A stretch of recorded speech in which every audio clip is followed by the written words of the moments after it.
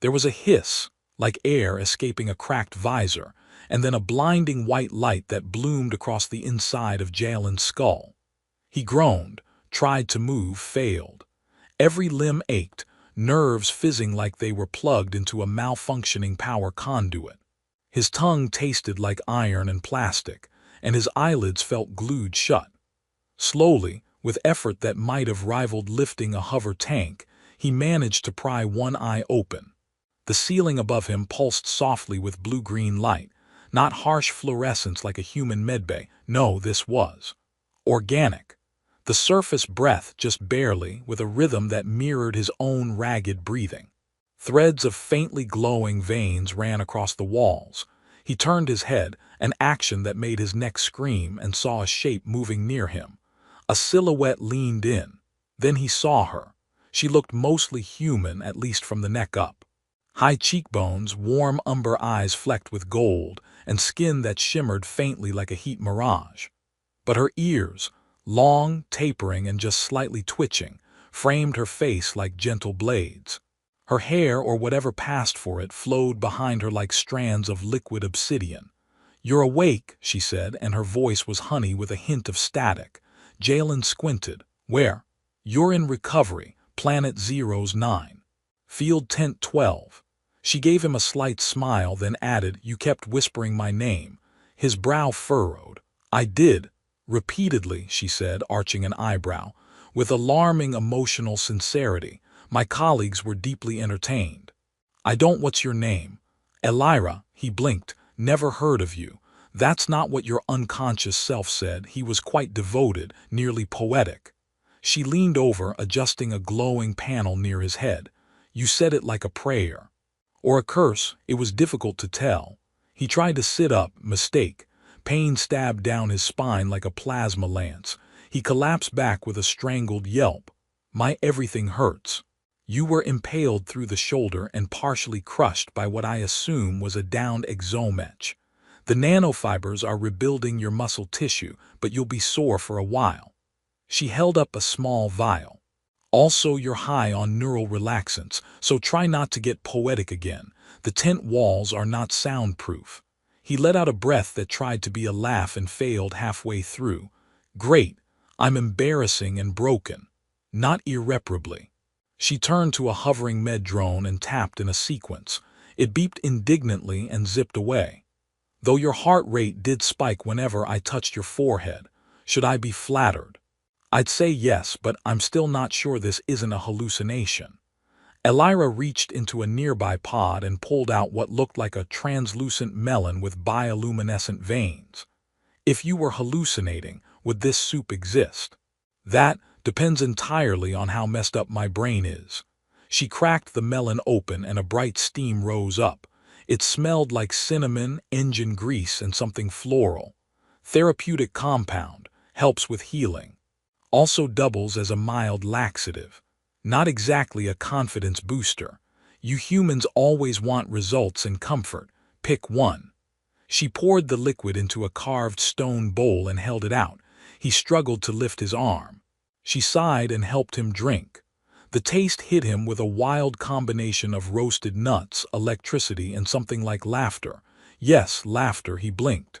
That was not terrible. High praise from a species that eats vacuum-sealed meat paste. He stared at her for a moment, head swimming, not just from the meds. "So, I whispered your name, like it was the only word you remembered. Which is curious because I distinctly recall our only encounter being you bleeding and unconscious." He frowned. "We met before." She tilted her head. "I was assigned to the triage zone during the Northern Ridge skirmish. You were brought in half-dead, babbling nonsense. I stabilized your vitals. We did not bond, unless the blood loss created a connection I'm unaware of. Maybe I'm psychic. If so, your subconscious has questionable taste."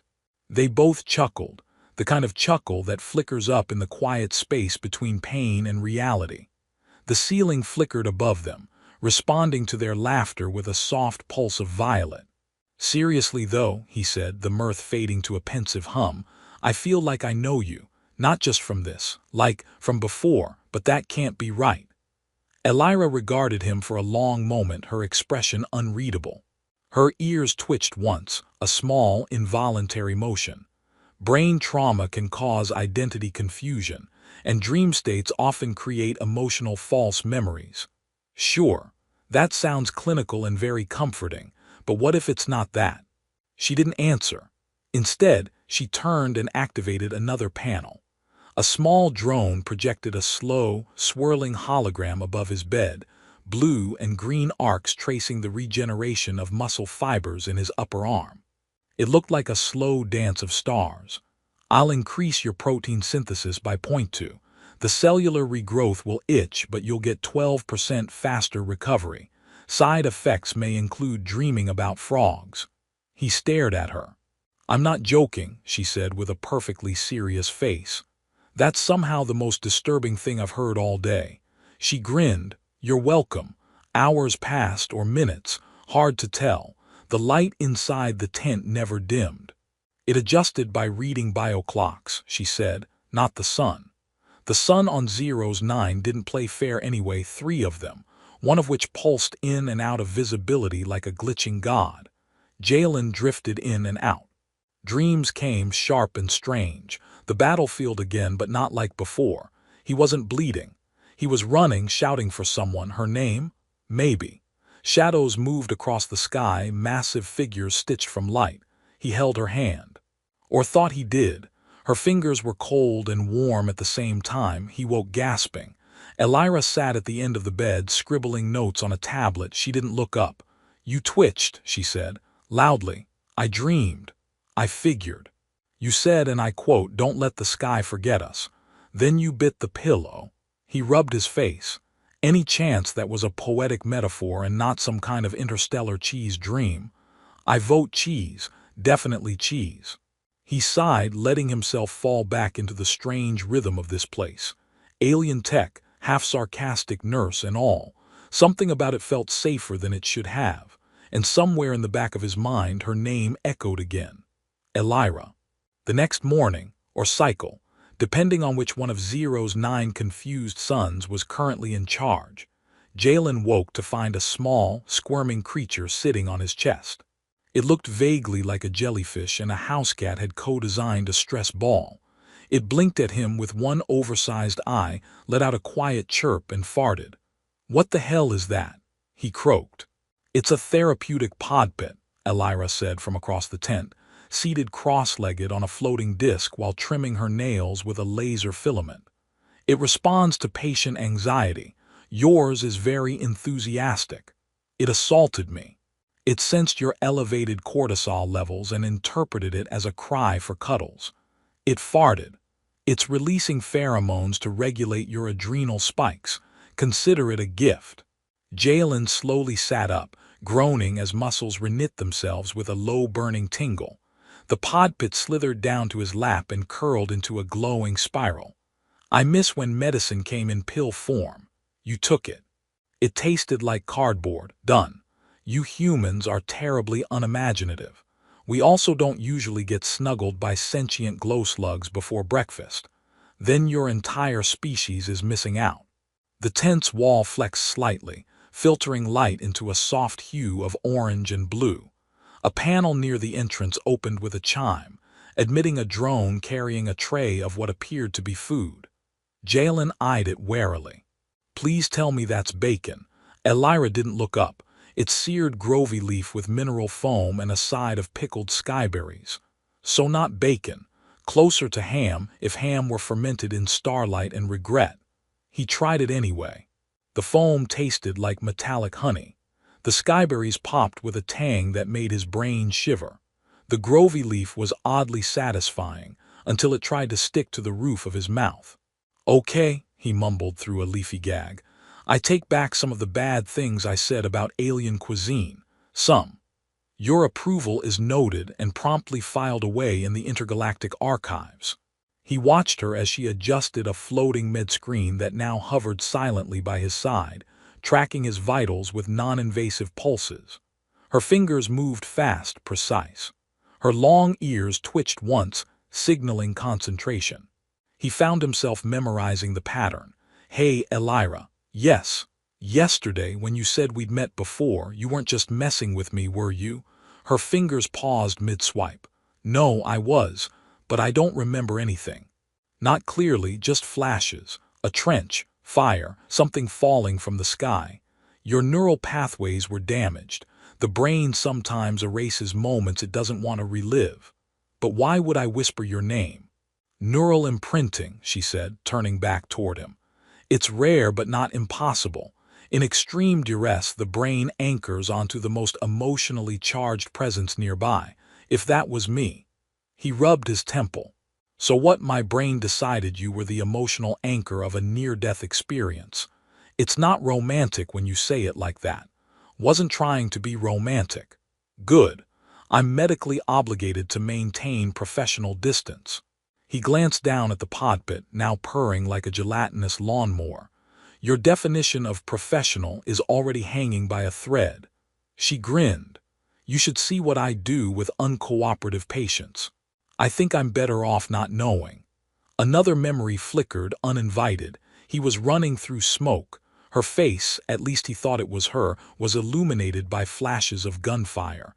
He remembered shouting, then falling, then holding her hand. Elira, he said slowly, in that memory were we close? She didn't answer right away. Her eyes flicked to his, then away. You shielded me from a blast without hesitation. I remember that clearly. And then, you passed out. That's it. She looked like she wanted to say something else, but instead she stood and summoned another drone. Time for your stim cycle. Also, I'm updating your electrolyte matrix. Your potassium is appallingly low. Wait, I think there's more to it. I remember saying something, I remember feeling something. Memories lie. Do yours. She turned her back to him. Not when I don't let them speak. He opened his mouth to press further, but the drone zapped his neck gently. A warm wave of energy coursed through his body, making his bones hum. It wasn't unpleasant, but it was distracting. Great. Now I'm a musical instrument. You should be grateful. The last guy's femur harmonized in D minor. So it's not just me then. You've got a whole trail of patients falling for their savior nurse. She turned around and raised a brow. Fall off the bed maybe. One mistook me for a mythical dream serpent and proposed marriage with a urinal tube. He laughed, winced, then laughed again. I'm suddenly not feeling so original. Don't worry, she said, walking toward the exit. You're definitely one of a kind. In fact, your brain scans show anomalous synaptic formations around the temporal lobe. Is that a good thing? It means something is resisting memory suppression, possibly due to foreign neurotransmitter patterns interacting with the trauma. Or maybe, she paused, maybe some things just don't want to be forgotten. He stared after her long after she left. That night the dreams came stronger. He was back in that trench. He held a plasma rifle in one hand, the other gripping a warm, slender wrist. Behind him, a voice shouted in a language he didn't speak but somehow understood. The sky cracked open. A tower fell. They were running. Then stillness. A heartbeat not his own. And her face, framed by firelight, long ears flicked back in fear and fury. He woke up gasping again. The pod pit shrieked in response and fell off the cot. Elira was already beside him, holding a neural stabilizer to his temple. Easy, you were calling out again. I remember her. I'm right here. No, not just you, then, that day. The one you said I saved you, I remember more, you were crying. She didn't deny it, her silence was confirmation. And I said something. Just before I blacked out, I said, don't forget me. Her voice was soft. I didn't. He exhaled shakily, head falling back against the pillow. Why didn't you tell me? He asked. Because some memories are like old wounds. You touch them too soon, they reopen. They sat in silence for a long time. Finally, he broke it. So, are you gonna tell me what these dreams mean, or do I need to consult a space shaman? You should be so lucky, she muttered, adjusting the med screen. Those guys charge by the hallucination. He grinned despite himself. I think I like this tent. Don't get comfortable, she said, but her voice had softened. You're healing faster than expected. You'll be discharged soon. Yeah, he said, soon, Neither of them looked particularly thrilled about that. Hold still or I'll zap you again. Jalen scowled as the echo circuit wrapped around his temples like a metallic spider made of chrome and bad intentions. Define zap. Elira adjusted the calibration dial on the console, her fingers moving with irritating precision. A minor neuroelectrical impulse. Nothing dangerous, probably. Probably, he echoed, eyeing the glowing node now pulsing just above his left eyebrow. She gave him a practiced smile. It only scrambled the memories of one test subject, and he deserved it, called me a space elf. Well, you do have the ears. Her left one twitched. Would you like a second node implanted in your nose? Love when bedside care comes with threats. She pressed the start panel.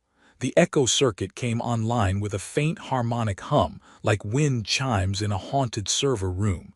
Jalen's eyes fluttered shut involuntarily. The room blurred. For a moment he wasn't in the tent anymore.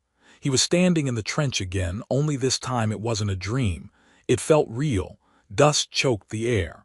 Plasma bolts screamed past overhead. A klaxon whined in the distance.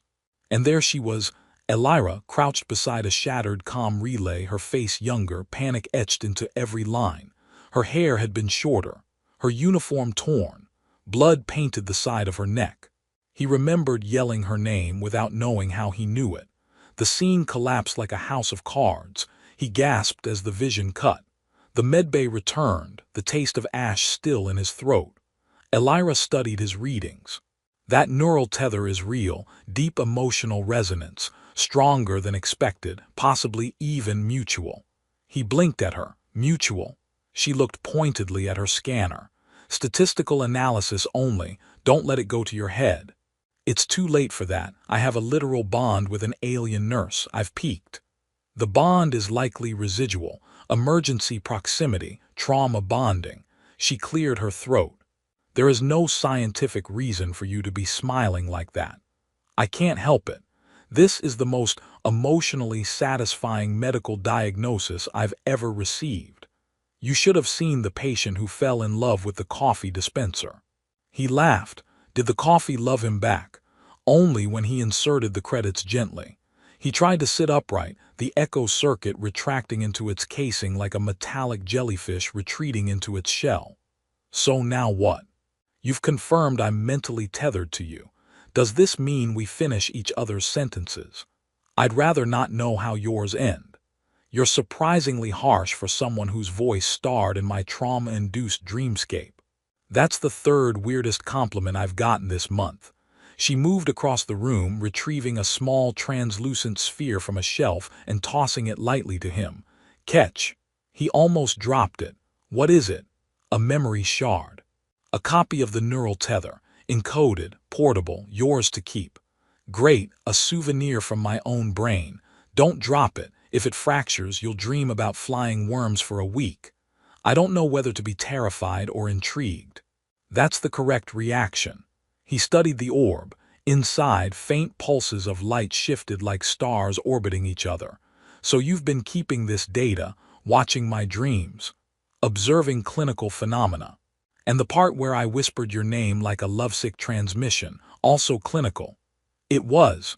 Notable, she said, her voice just a bit too neutral. He raised an eyebrow. Notable, she sighed. You were persistent. And you didn't stop me.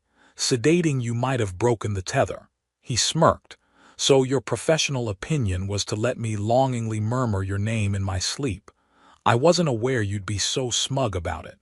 I wasn't aware I had such excellent taste in alien nurses. Your taste also included trying to kiss the bioscanner. He paused. That one's on the meds. She crossed her arms. It beeped in protest. He looked at her, suddenly serious. These memories, this tether, I don't think it's just trauma. I think I felt something back then. Real. She met his gaze. I know. The silence that followed was heavy. Not uncomfortable, but weighty. Like two objects in orbit finally acknowledging their gravity. Then the tense environmental regulator hiccuped and sprayed them both with a fine mist of what smelled like citrus and battery acid. Jalen wiped his face. Was that on purpose? Elira frowned and flicked the regulator with a stylus.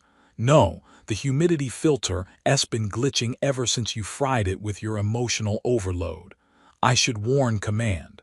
I'm now a registered atmospheric weapon. That's not inaccurate. He reached for the medbed side rail and pulled himself upright. So, what's the next step? We keep probing the tether, see how deep the rabbit hole goes. She hesitated. We've already gone deeper than most protocols recommend. Neural tethers across species, it's not encouraged. Too unpredictable, too emotional. You say that like it's a bad thing. It is when it clouds judgment. Or when it makes you remember what command wants you to forget. She looked at him sharply. What are you suggesting? That someone didn't want me remembering you, or that moment, or what we felt. Her silence confirmed more than words. He stepped closer. They tried to erase it, didn't they? She nodded once. It was part of the aftercare. You were given a memory suppressant standard protocol. They didn't expect it to fail. They didn't expect you. No, she said quietly, they didn't. He exhaled slowly. I remember you now, not just a name, not just a dream. I remember choosing you, protecting you. Not because of a tether, because I wanted to. Her ears folded slightly, betraying the emotion her face hid. I remember choosing you too. He offered a hand, not in romance, not in drama, just connection. She looked at it for a moment, then took it. The echo circuit on the shelf pulsed once faintly. Great, he muttered. Now the med equipment's shipping us too. Don't flatter yourself. It's reacting to elevated neural harmonics, which I'm assuming is the sci-fi version of romantic tension. More like shared cognitive oscillation. That still sounds sexy. You're impossible. I'm in recovery. I'm allowed to be impossible. She didn't let go of his hand. He didn't ask her to. Stop floating into the surgical lamps. That's the third time. I can't control it. You disabled the stabilizers. You disabled them. You thought the button labeled gravity field adjustment was the light switch. In my defense, the lights got brighter. You're an actual hazard. Jalen flailed midair, doing a slow, undignified somersault before bumping into a supply drone that emitted a warning chirp and zipped away. This is not how I envisioned physical therapy. You said you wanted freedom of movement. Zero-G is the purest form of that. I meant stretching, maybe a slow jog, not launching myself across the room like an anxious balloon. Elira floated effortlessly beside him, arms folded, long ears twitching with amusement. A faint shimmer trailed behind her with every movement, the sign of personal grav-thread mastery. Jalen, meanwhile, drifted in a slow spin with a med blanket stuck to his boot. This is why humans shouldn't be allowed in space without supervision, she said. He kicked gently off a wall, missed his intended target, and collided headfirst with the environmental monitor. You're enjoying this way too much. I could have reinstated the gravity field 5 minutes ago, but this is more therapeutic. I thought therapy was supposed to make me feel better. It's working. You haven't thought about the tether for almost an hour. He stopped moving, or rather failed to. His inertia carried him into a lazy backwards roll toward the opposite wall. That was low. Effective, though. The conversation stalled, as he managed to wedge himself between two floating crates. He sighed, arms folded, ankles tangled in a roll of pressure bandages. Elira. Yes, help. She finally relented, drifting over and tapping a panel on her wrist device. The gravity field hummed back into existence with a soft snap. Jalen dropped like a sack of mildly confused potatoes and landed on the padded floor with a grunt. Better. He groaned. I think I dislocated my pride. Nothing vital then. They walked back to the central med table. Or rather, Jalen limped and Elira floated inches off the floor like someone who knew the laws of physics personally and had arranged a special deal. Listen, he said, I've been thinking about the dreams, about what you said, about memory suppression, neural tethers, all of it. I was hoping the floating would knock those thoughts loose. It just made them more persistent, like gravity's trying to pull the truth out of me. You're getting poetic again. That's a known side effect of tether reinforcement. He sat on the table, rubbing his face. You said neural tethers are rare, but you also said ours was stronger than normal. Why? She hesitated, fingers pausing mid-calibration. Because most tethers fade when the trauma ends. Yours didn't, which means it wasn't just trauma. You mean? It was emotional imprint, real emotion, sustained under stress and beyond it. He exhaled slowly. I remember the sound of your voice before I remember my own rank. I remember your face clearer than my commanding officers. That's not just neurons firing at random. She met his eyes. No, it's not.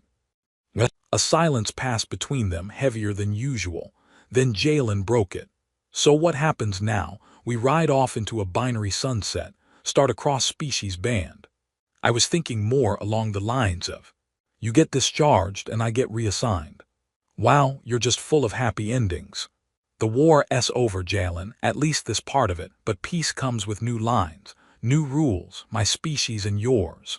Have policies, regulations, directives. Yes, screw them. Her ears twitched. That's the most human thing you've ever said. Because it's stupid. What we felt, that connection, it's real. And we're pretending it didn't happen just to keep a clean report sheet. It's not that simple. It never is, but that doesn't mean it's wrong.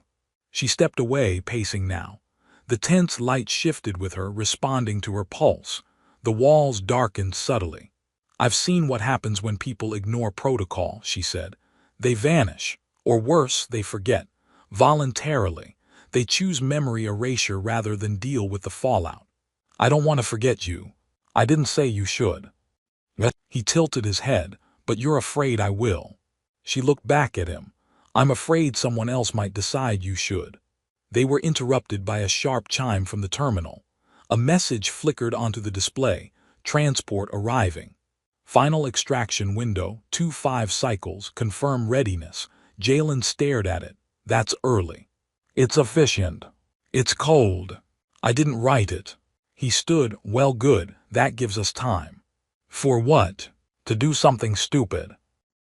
Jalen, don't say no, not yet, just say you're curious. She hesitated, I'm curious. He smiled, good, I know where they keep the unauthorized shuttle pods. She blinked, you want to steal a shuttle. Borrow. It's not theft if I leave a thank you note. That's exactly what theft is. Details.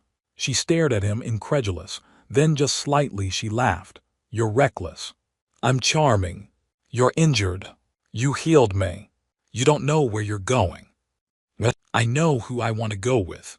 She folded her arms, and if I say no. He shrugged. Then I get discharged, write a very confused report about emotional resonance and accidental romance, and spend the rest of my life wondering what that podpit knew. She considered, the podpit having reappeared, gurgled in agreement from under the table. I hate that I'm considering this, she muttered. You love it. No, I tolerate it. He extended a hand. One joyride, one sky. She looked at the transport alert again. Then she took his hand. The lights in the tent pulsed gently in response. Stop touching the navigation console. I'm just making sure the autopilot knows where we're not crashing. It does. That's literally its job. Your interference is more likely to crash us. You're no fun now that we've committed interstellar grand theft. Borrowed, remember, you said borrowed. I also said I left a thank you note, on a used bandage. That's not legally binding in any known galaxy. The shuttle hummed around them, a quiet purr of borrowed engines and questionable ethics. Stars stretched into elongated threads outside the viewport as the vessel jumped into micro-warp. Jalen reclined in the co-pilot's chair with a triumphant grin and a slight limp. Elira sat next to him, arms folded, trying not to smile. Failing. You realize we just abandoned our official postings, she said. I prefer the term. Went freelance interstellar emotionally entangled war survivors. You really have a talent for labels. You haven't even heard the one I came up with for us. Don't you dare say tether buddies. He snapped his fingers. That's going on the next flight patch. I will eject you into space. You wouldn't, you're too emotionally resonant now. She exhaled through her nose very slowly. We should talk about where this is going. I assumed forward at roughly 1.7 warp factor. Jalen. He turned serious. I know this can't last forever. We'll get tracked, flagged, pulled in. But before that happens, I want to remember what this feels like, before protocol gets between us again. She stared at the stars. I used to think emotional memory was dangerous, too unpredictable, but it's also the one thing that made me feel real. You are real. You're the only real thing I've had since the war started. She didn't answer immediately. Then, the tether is fading. His chest tightened. What? She tapped her temple. It's stabilizing, which means our brains are reclassifying the bond, from emergency imprint to chosen memory. He sat back slow, letting that sink in. So, no more spontaneous whispering. Not unless you really want to. I might miss the drama. She smiled. We don't need the tether anymore, Jalen, that's the point. The connection stayed because we wanted it to. He looked at her for a long time. Then what now? The console beeped. A transmission ping. Elira checked it, her expression shifted. They're offering amnesty, she said. Joint initiative between our species. Symbolic cases of unity. Conditional return. No charges. Seriously. They want us to speak, publicly, about the tether. He whistled, wow. From fugitives to interspecies emotional mascots. They're calling it the Unity Archive. He stared at the blinking message. You want to go back. I want to go forward. If that means facing them together, then yes. He nodded. Slowly, one condition. She raised an eyebrow, which is. Podpit comes with us. The podpit, which had somehow smuggled itself into the ship, squeaked from the storage hatch and began vibrating with joy. She groaned. Fine. But it's sitting in